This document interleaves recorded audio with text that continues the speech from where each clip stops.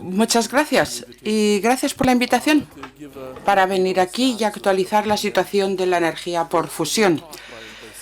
Sergei ciertamente nos ha hecho tomar las cosas en serio. Debería estar en el laboratorio para avanzar, pero en fin, vamos allá. ¿Qué es la fusión? Es la fuente de energía del universo porque las estrellas hicieron así, incluyendo nuestro propio Sol, que son grandes bolas de hidrógeno, que es el elemento más frecuente en el universo. El hidrógeno se fusiona together para fabricar el helio y esta es la potencia energética que hace todo posible en el universo. En el planeta Tierra es una fuente sostenible de energía. Utilizamos una forma pesada del hidrógeno para fusionarlos, deuterio y tritio. ¿Cómo hacemos lo de la fusión? Pone el apellido nuclear. La fusión nuclear es el reordenamiento de los núcleos. Uno que esté familiarizado con las centrales nucleares consiste en escindir el núcleo y se reordena el núcleo, se liberan partículas y grandes cantidades de energía. La fusión tiene ciertas similitudes en el proceso, pero realmente es la reacción exactamente contraria. Es la fusión de los núcleos más ligeros para reordenarlos en helio, que es el elemento ligero más estable, liberando grandes cantidades de energía. ¿Y qué quiere decir esto? Pues tengo una pequeña tabla que nos habla de estas diferencias entre fusión y fisión. La energía por reacción, energía por masa. Y bueno, utilizamos diferentes unidades que ven aquí, millones de electronvoltios, MeV, y la verdad por esto es tan diferencia. Ven ustedes la diferencia de proporción de 10 a 10 millones de veces de energía que se puede producir con cualquier reacción química.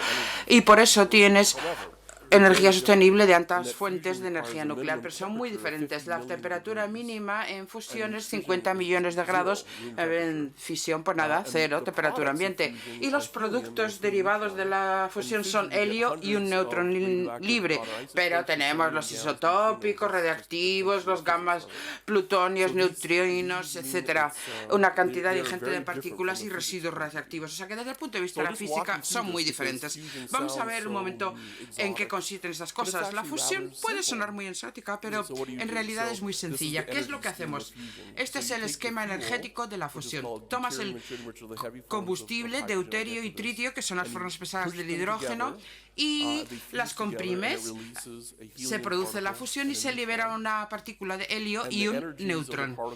La energía de estas partículas, como pueden ver, estas unidades de MeV, es que empieza en 0,01, pero enseguida empiezan a llegar a 14 y 3,5, que es 17 en total. Es una ganancia energética enorme, por eso la fusión es tan atractiva, pero depende también del estado de plasma, que es el cuarto estado de la materia, que tiene que conseguirse comprimiendo el material de alimentación. Y bueno, aunque solamente sean muy poco cantidad, son 100 millones de grados. Y esto es interesante porque lo que importa aquí es la velocidad de las partículas. Tiene muchísima energía al hacer la fusión. Esta partícula de helio a 3,5 MeV, ¿qué quiere decir? Si lo liberase, llegaría a Boston en menos de un segundo. Así de rápido es, ¿vale? Es la cantidad de energía que se puede liberar. Por eso es una fuente energética tan extraordinaria. Lo hacemos así y el helio, como está ionizado, está cargado, es parte del plasma. Y lo que hace es que lo calienta. Todo el combustible que queda, el helio es muy estable y ya no sufre reacciones adicionales. Esto es muy importante, es decir, que la fusión se mantiene por calor, no por una reacción nuclear en cadena. ¿Qué pasa con el neutrón? Es el 14% de la energía escapa del plasma y por lo tanto puedes poner una serie de materiales delante del neutrón y pasa de una partícula muy energética a temperatura ambiente y entonces, claro, te libera energía en forma de calor al medio circundante. Utilizamos el calor en este ejemplo para generar electricidad, pero es una fuente de calor, no dicha propiamente de energía. Luego tiene que convertirse. Entonces tiene que estar en esa fase para convertir a neutrones. Bueno, una vez que vuelve a temperatura ambiente lo puedes combinar con otras reacciones con litio. Esta es la forma natural del litio, que a su vez da lugar a otra partícula de helio y el tritio, que es la forma más pesada del hidrógeno. Y como el tritio no es de precipitación natural, se coge este tritio que has autogenerado y lo vuelves a inyectar inherentemente en el sistema y sigues consumiéndolo de esta forma. Es muy importante porque tenemos que tener por lo menos un tritio por neutrón por encima de 1, es decir, que nosotros creamos y generamos nuestro propio combustible para que sea autosostenido. Y luego la ingeniería del proceso de ingeniería, porque tiene que estar rodeado por el vacío, es donde se producen estas reacciones con los neutrones, pero luego salen a interaccionar desde el plasma con otros materiales. Parece como un experimento de física, pero realmente es un proyecto de multiingeniería y multidimensional. Y uno de los desafíos más importantes es alterar las propiedades de los materiales según salen debido a su energía cinética tan alta que tienen todas las partículas como promedio. ¿Qué quiere decir? ¿Qué es necesario? En el planeta Tierra es un problema como hacer una hoguera. Tienes que tener la madera adecuada, la temperatura adecuada y luego puedes ver cómo colocas los troncos para que hagan arder a los demás troncos y algo así, ¿no? Es algo similar, lo que pasa es que las condiciones obviamente son muy distintas. La más interesante, claro, es la de en medio, es que la temperatura tiene que ser 100 millones de grados centígrados, 5 veces más alto en temperatura que el centro del Sol. Y es porque la reacción para iniciar la fusión tiene que ser de altísima temperatura. Pero ahora sí, la densidad del combustible es muy baja en fusión magnética. Pues varias toneladas veces, 100.000 veces menos que el aire en densidad, y la baja carga de densidad lo hace muy seguro. Y además hemos de confinar la energía durante un segundo y entonces la fusión se puede hacer como una pequeña estrella aquí en el planeta Tierra y mantenerlo confinado. Desde el punto de vista de la ciencia básica no podemos recrear las condiciones del centro de las estrellas, claro, porque depende de las fuerzas gravitacionales. Sustituimos la fuerza gravitacional con las fuerzas con las que trabajamos en el planeta, que son magnéticas. ¿Y por qué es necesario esto? Pues la fuerza magnética tiene que sustituir la gravedad en las estrellas. Y la gente dice, ¿cuándo vamos a tener la fusión? Oye, la fusión en el laboratorio se lleva haciendo durante, no sé, 80 años. Ese no es el desafío. El desafío estriba en que cuando estás en el estado de plasma, las partículas se dispersan con mucha más frecuencia que haciendo reacciones de fusión. Todas las partículas tienen que estar ardientes a muy altas temperaturas y por lo tanto tenemos que tener un sistema de confinamiento. Entonces utilizamos, en vez de gravedad, como las estrellas del Sol, la fuerza magnética. La fuerza magnética es la que ejecuta las órbitas alrededor de un campo magnético y entonces tenemos que calcularla como la carga por la velocidad por el campo magnético B. B es la intensidad del campo magnético y cuanto mayor sea la intensidad de dicho campo magnético, mayores son las fuerzas, porque al fin y al cabo los otros parámetros básicamente van fijos. Lo que es muy importante es que tenemos que hacerlo de forma confinada, restringida, con una fuerza ejercida a cierta distancia, porque el contenedor físico obviamente no puede producir y resistir los 100 millones de campos. Hacemos un campo electromagnético para inducir la alta temperatura que no entra en contacto físico con el dispositivo en cuestión. Esto es muy importante para intentar explicar la fusión. ¿Y por qué no lo hemos conseguido todavía, no?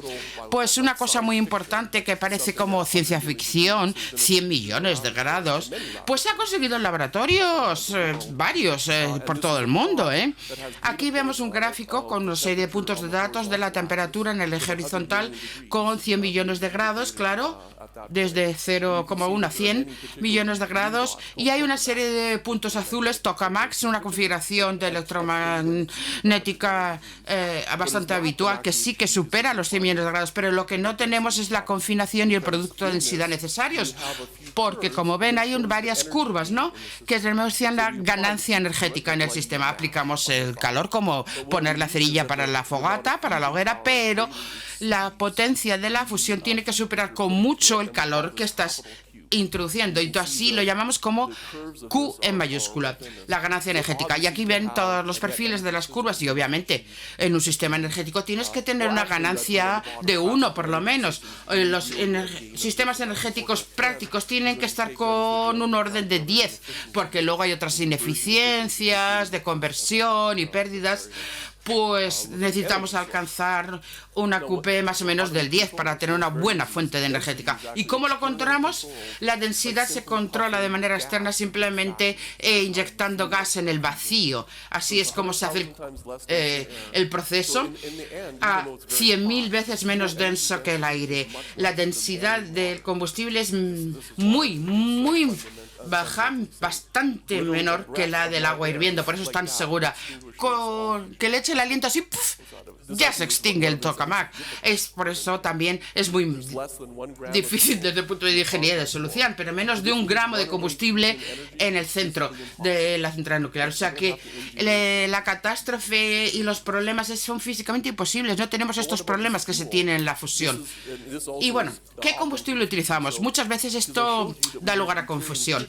He dicho que utilizábamos deuterio y tritio, que son las formas pesadas del hidrógeno. Está en todas partes, en el agua del mar, incluso aquí, en esta botellita de agua, tengo deuterio para cubrir todas mis necesidades energéticas durante 1 año. Este combustible es muy abundante, pero el tritio no. Se degrada en 12 años más o menos y por lo tanto no es el combustible, puesto que no es una fuente intrínseca natural, pero lo fabricamos nosotros mismos con el proceso que dije antes. El litio capta el neutrón y entonces es el que fabrica el tritio. Lo fabrica, lo autogenera o lo cría. Entonces, por lo tanto, los combustibles son litio y deuterio. Es un poco distinto del litio de Sergei antes. Esto es un litio que tiene 10 millones más veces de energía liberada por partícula, con lo cual tenemos cientos de millones de años de energía que está ahí disponible en los océanos para utilizarlos como combustibles de forma efectiva. Es inagotable esta fuente energética, lo cual es fantástico. Entonces, ¿por qué la energía de fusión? Nada de emisiones contaminantes, disponible, inagotable, generalmente disponible en todas partes, muy fácil de generar, con flexibilidad. No va a haber catástrofes nucleares y no dejamos residuos radiactivos, porque lo que producimos es helio, que es un gas noble, inerte, y además mediante la economía de escala lo puedes empezar a desplegar. Pues este es el tipo de herramienta que quieres utilizar para abordar el cambio climático, pero lleva demasiado tiempo. ¿Y por qué? Aquí está el acertijo que tenemos que averiguar y esclarecer en esta física. Estamos en los tokamaks, que tienen una base científica muy importante, son lentos, carísimos y enormes, mientras que al mismo tiempo lo que es muy interesante es cuando la gente empezó a pasar a otros planteamientos, ¿no? Sobre todo con esta idea de hacerlos más pequeños y económicamente pues más viables, pues hay distintos caminos a seguir, pero son puntos de la curva muy diferentes que conllevan un riesgo físico para poder alcanzar las condiciones necesarias. Pensamos, bueno, pues vamos a poner algo con lo que tenemos mucha confianza desde el punto de vista científico, pero que sea pequeño, asequible, fácil de fabricar en la esquina de la derecha. ¿Y lo pudimos hacer? Pues sí, la respuesta es que sí. En 2016 construimos este tipo de dispositivo para solucionar el acertijo de la fusión. Y como vemos aquí, el campo magnético era crucial. Esto es la clave para que se pueda producir la fusión. Y este campo de electromagnéticos tiene que ser con imanes en estado de superconducción, es decir, que no consuman electricidad.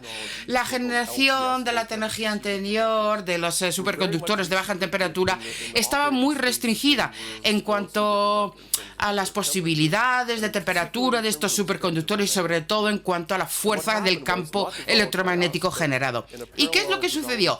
No lo hicimos nosotros, otra tecnología desarrollada con un nuevo campo que se llama REPCO, el óxido de bario de tierras raras, y tiene esta estructura y abajo vemos la cinta del superconductor. Esto es un sueño de la ingeniería. 1000 veces de mejora y de aumento en el volumen operativo, particularmente porque tolera temperaturas elevadísimas y campos magnéticos mucho más elevados en intensidad. ¿Por qué es tan importante el campo magnético? Bueno, pues aquí tenemos una explicación rápida, es un resumen de décadas de investigación. A la izquierda, como lo hemos visto, las fuerzas del campo magnético fuerza a las partículas a ejecutar una serie de órbitas. Y lo que es clave es el tamaño de la órbita. La temperatura de los materiales dividido por la intensidad del campo magnético, pues la temperatura encaja según los criterios que hemos visto antes, ¿no? Entonces, si pudiéramos aumentar la intensidad del campo magnético, reduciríamos el tamaño de la órbita de las partículas, y si orbitan con menor tamaño, pues reduces el coste porque el tamaño y el volumen es menor, y esto es el proceso de difusión que aumenta en intensidad en una potencia de 6 elevado a la sexta. Y luego también la densidad de energía, pues todos conocemos las posibilidades, lo hemos visto en el Sol, pues utilizamos el campo magnético para confinar y estabilizar la presión del plasma. Entonces, la densidad de potencia, la cantidad de potencia que tienes por volumen, que es el parámetro económico fundamental, hace una relación matemática con B elevado a 4, densidad de campo magnético a la potencia de 4. Entonces, si duplicamos la intensidad del campo magnético, no mejoramos en 2 veces, no, como 20 y tantas, hasta 40 veces de mejora en el coste por vatio. Esto es lo que tenemos delante, porque así lo pudiéramos hacer así, pues claramente podríamos mejorar muchísimo las perspectivas de la fusión. Esto es lo que hicimos. Tuvimos un nuevo plan que, en vez de depender de contención y mejoras físicas, lo que cambiamos es la vía de desarrollo de la fusión. ¿Por qué? Porque reducimos el impacto financiero y el tiempo de desarrollo para conseguirlo. Desde el punto de vista de innovación técnico es fundamental, pero también en una revolución institucional. Bill Gates hizo un anuncio acerca de la transformación energética con los gobiernos, instituciones, empresas y inversores privados para trabajar conjuntamente. Así lo hicimos. Nos dimos cuenta de que si nuestro objetivo era realmente buscar soluciones para el cambio climático mediante fusión, tenemos que pensar en la comercialización efectiva, de manera efectiva y a la mayor diligencia posible a terminar el proyecto. Aquí en el laboratorio de plasma tenemos muchas décadas de experiencia en fabricar imanes y fusión, pero bueno, creamos una nueva empresa tipo startup, CFS, con el mundo de la inversión privada para poder construir de verdad un dispositivo, una máquina que se pueda explotar comercialmente, imanes a gran escala con los sistemas Spark, ya veremos después, y luego pues poder fabricarlos. ¿Y por qué ha funcionado el sistema pequeño y rápido del tokamak de tipo Spark? Bueno, pues esto es lo que hacemos con nuestra empresa en CFS, que es un bloque que lo que ocupamos aquí en Massachusetts. ¿Y por qué ha funcionado esta empresa? Porque tenemos recursos y investigación en una escala que es la adecuada para poder lanzar una iniciativa de esta envergadura. Es un nuevo modelo en el sentido de que hay un acoplamiento muy íntimo entre la universidad y la empresa privada.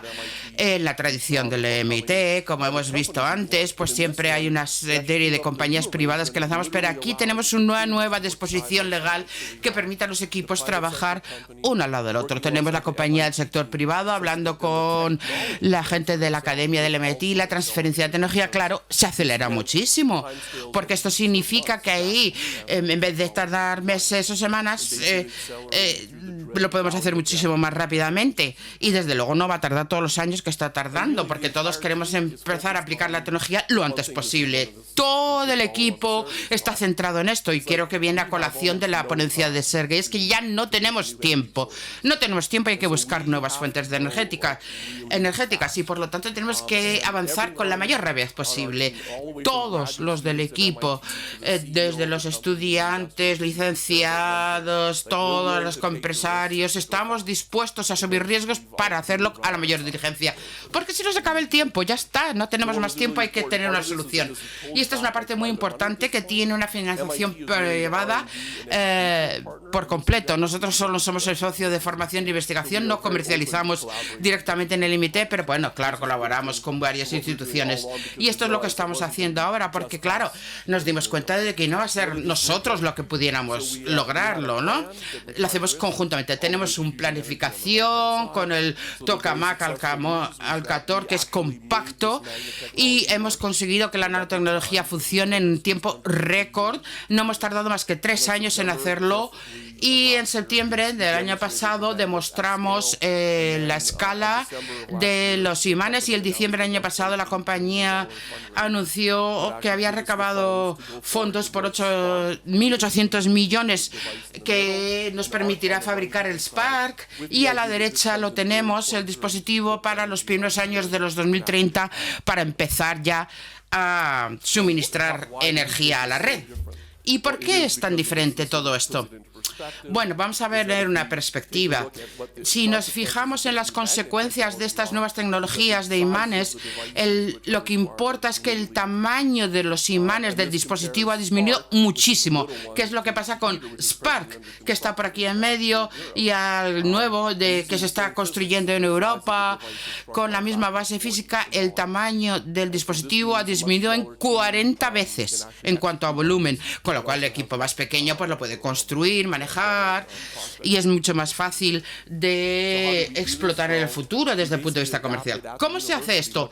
Hemos hecho una adaptación con la startup, con ingeniería, mecánica de materiales. Lo hemos construido en esta instalación con este tamaño, lo hemos hecho en el MIT, en el campus, para poder fabricar y probar los imanes. Los imanes están en la parte interna, en una especie de bañera que pueden ver, que tiene un imán para probarlo, y hemos demostrado que funciona. Es un poco, pues, reinventar todo lo que pensábamos que era necesario para los imanes de superconductores, y bueno, pues hemos conseguido como 20 Tesla de intensidad por bobina. Para obtener una perspectiva de que son 20 Tesla, estamos duplicando el campo magnético en comparación con los superconductores de la generación anterior. Y es un factor de ganancia energética y económica de 40 veces más. Con lo cual esto es muy importante en los nuevos materiales de fabricación. Y bueno, estamos trabajando justo al lado de la compañía para fabricar, esperamos, miles de estos imanes. Pues queremos construirlo con modularidad, apilables, y cómo hacer la escala a nivel industrial para poder llevarla al mercado a la mayor diligencia. ¿Qué es Spark? Es el dispositivo intermedio que habla de todos estos temas del tamaño, y añade este nuevo ingrediente, este nuevo imán. Aquí ven el tamaño de las personas a la derecha, que es la perspectiva de tamaño, más o menos 100 millones de vatios, y la ganancia energética es de 10. Ya está. Lo hemos conseguido y vamos a despegar y vamos a empezar a volar, aunque todavía no hay dispositivos comerciales, pero hemos demostrado que funciona. Y además también se demuestran y validan los experimentos científicos, y además no existe de forma aislada, tiene una base económica para seguir hacia los dispositivos ARC de explotación comercial. Lo estamos construyendo al noroeste de Boston, a 45 minutos por Fusion System, y estos son las instalaciones, y bueno, pues eso es una diapositiva para que vean el aspecto que tiene. Y todo lo que queremos ver es ARC para las centrales eléctricas. Bueno, aquí ven a la persona a su lado, abajo a izquierda, para ver cómo se puede hacer. No tiene demasiadas limitaciones, ha de ser asequible desde el punto de vista económico. Los nuevos imanes van a hacer falta, claro, por supuesto, de alta intensidad, de alto valor de B, y las nuevas tecnologías que serán necesarias para adaptarlo y hacerlo rentable. Pero lo que es fundamental es que para poder acelerar hacia algo que es la extracción de energía, ¿no? Que no están considerados en Spark. Tenemos que empezar a trabajar esto ahora. Vamos a tener Spark operativo en 3 o 4 años, pues esto quiere decir que estamos tardando demasiado tiempo. Ya hemos arrancado con diferentes programas. ¿Cómo funciona Spark o cómo funciona el Tokamak Arc? Aquí está el tamaño de una persona abajo a la izquierda en el círculo en rojo. ¿Cómo funciona? Pues construimos estos electromagnéticos de alto campo que confinan todo dentro con esta plasma a 100 millones de grados que está en naranja, como pueden ver. En el plasma se crean reacciones de fusión de más o menos unos 500 millones de vatios y los neutrones calientan las sales fundidas que rodean el plasma, que están reflejados en azul, y el calor, que es lo que se utiliza para fabricar la electricidad, pues el calor se extrae pues igual que en cualquier central eléctrica. Por eso es tan importante para adaptarse a las estructuras, porque al fin y al cabo es una fuente de calor más, pero luego se puede transformar en energía de la forma convencional. ¿Y qué desafíos conlleva esto? Sobre todo ingeniería, físicas también, pero desafíos de ingeniería, de electroimanes que se construyan de forma fiable y sostenida. Hemos mejorado mucho en los últimos años y las reacciones de fusión pues son muy efectivas en términos de transferencia de calor. Tenemos las sales fundidas, corrosión, recuperación de material y luego la extracción de calor, que claramente es el mayor escollo a superar, y es que tenemos que tener una transferencia de coeficiente muy alto con materiales adecuados, porque si no se nos disipará demasiada potencia. ¿Qué aspecto tiene esto? Este es un ejemplo de una de las cosas que ya podemos hacer. De hecho, ya hemos empezado a construir este experimento. Cogemos las sales fundidas que captarán la energía de fusión a pequeña escala.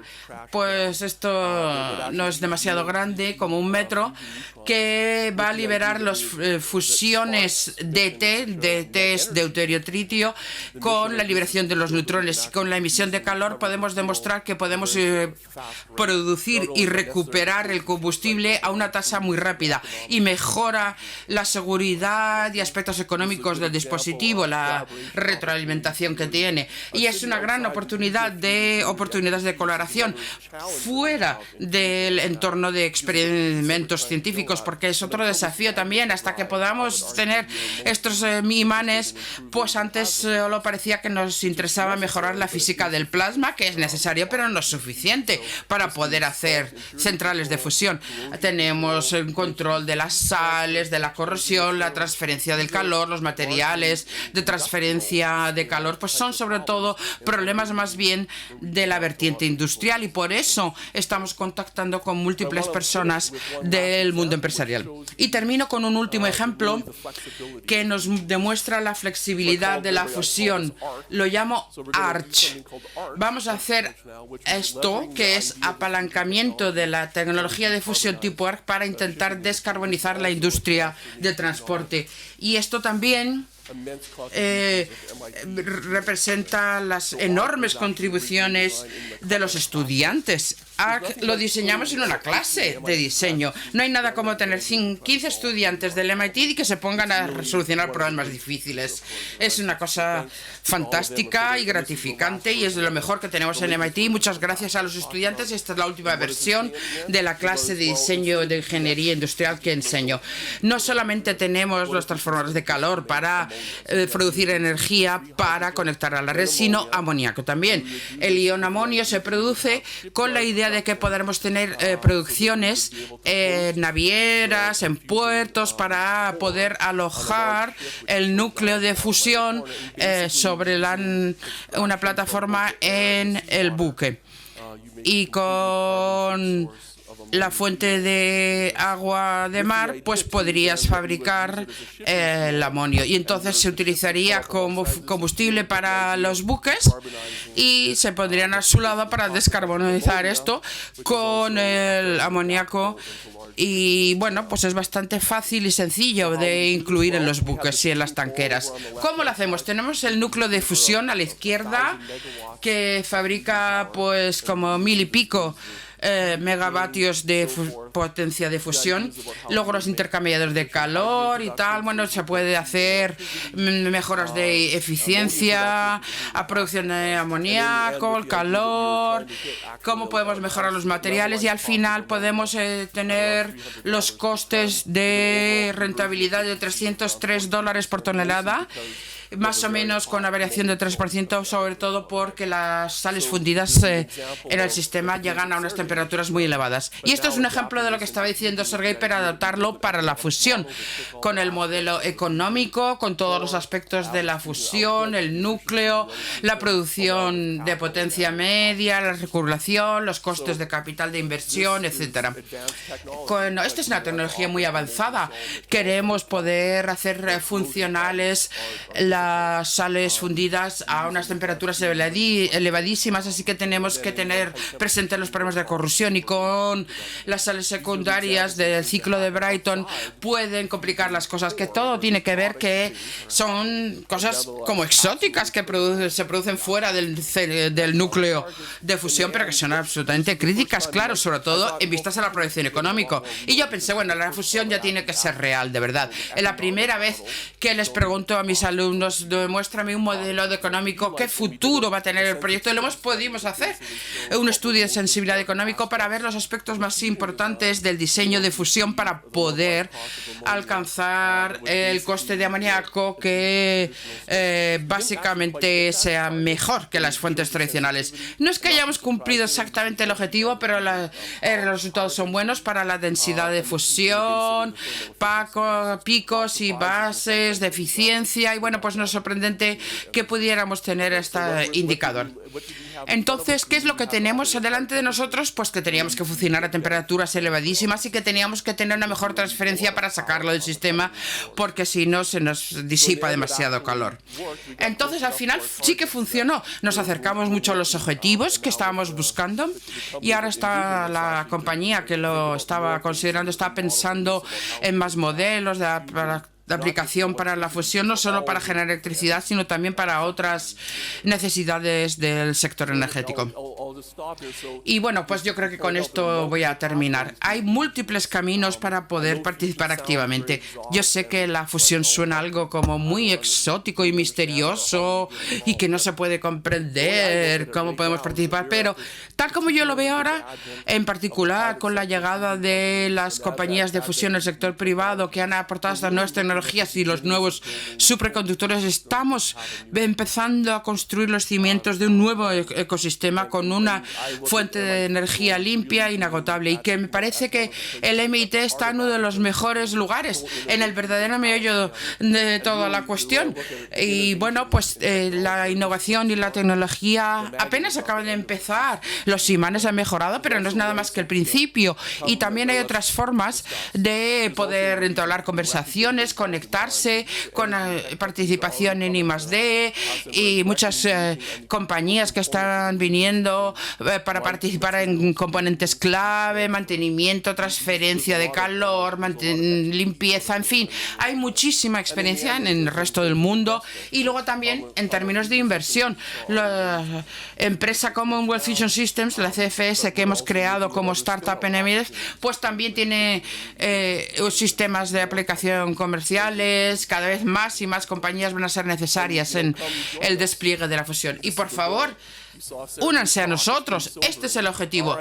Nos ha hecho preocuparnos la ponencia de Sergei, pero si pudiéramos tener estos sistemas funcionando ya dentro de una década, podríamos avanzar rápidamente a un sistema energético que cambie. Nos hemos fabricado y dotado de una nueva arma en la defensa contra el cambio climático, porque estos sistemas realmente formarán un verdadero impacto si los podemos hacer a la mayor diligencia. Gracias por su atención.